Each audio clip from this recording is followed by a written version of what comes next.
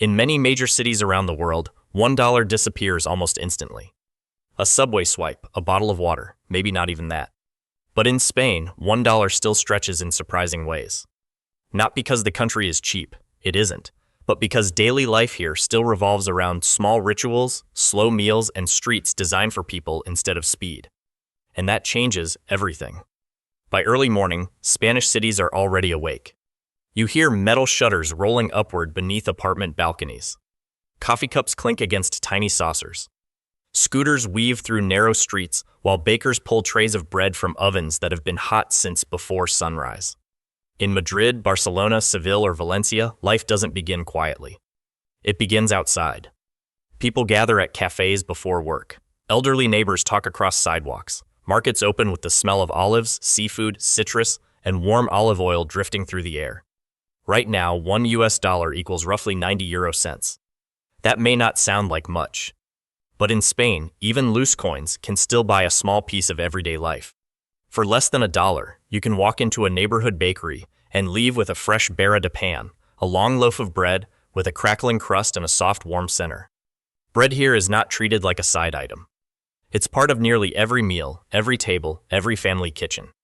And in smaller cafes, €1 is sometimes enough for a quick espresso standing at the counter, strong, dark, and served in less than 30 seconds.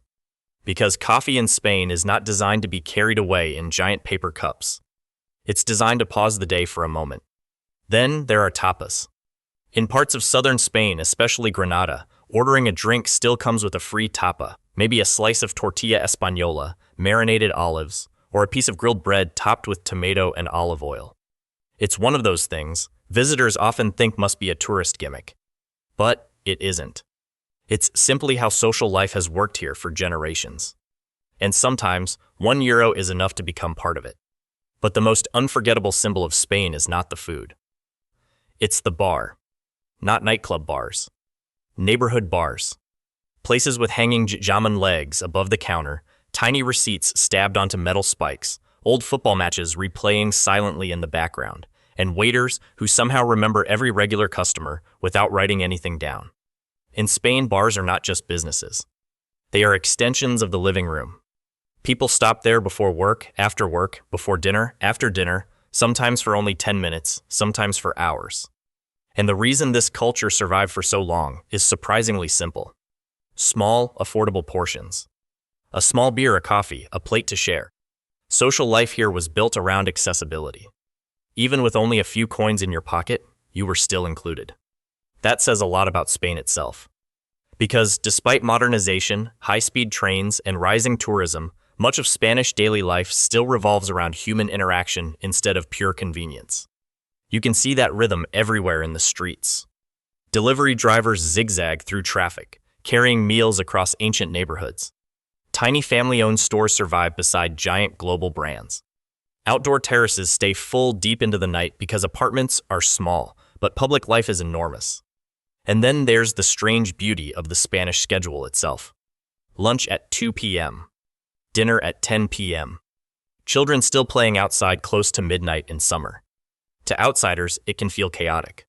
But for many Spaniards, life is not supposed to be rushed. Even economically, that slower culture creates its own ecosystem. Small cafes survive on hundreds of tiny daily transactions. Local markets still compete with supermarkets. Old men still argue over football at the same corner bar they visited for 30 years.